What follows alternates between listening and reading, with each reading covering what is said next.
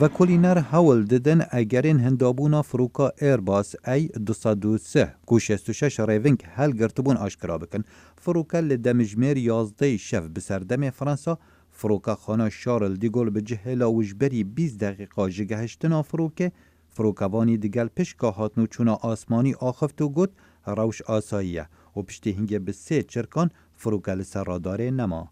لشکر مصر راگهان پارچین فروکه پشتی روژه که جلگرانه هاتنه دیتن. پیفداری لشکر مصر جنرال محمد سمیر ده بیان نامه که دا کل سر مال پراخو یا فیسبوک بلافکری ده بیجتن فروکه و گمین لشکرین مصر اوین ارکن لگرانه دکن پارچین فروکه و آلاوین ریونگا دیتن. سروک فرانسا بنزیکی تبلیغ پرسیبو یا آشکرا کرنا اگرین ویریدانه به ارک ولات خود بیند.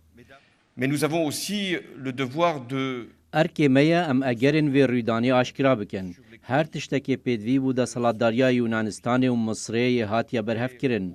بودیتنا پارچین فروکی کود راستیان آشکرا کد که اف ریدانه پیوندی بکرداره که تیروریستی و هیا یا نه.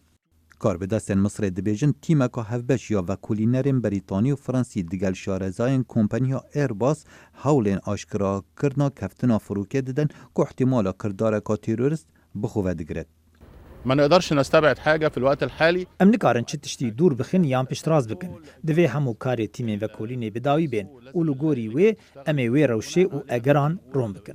وزیر دربه امریکا جان کری خمو پریشانی خود سر کفتن فروکا مصری دیار کرد و نخواست پیش بینیان درباره ریدان بدد که چند پیوندی به کردار که تروریسم و هیا.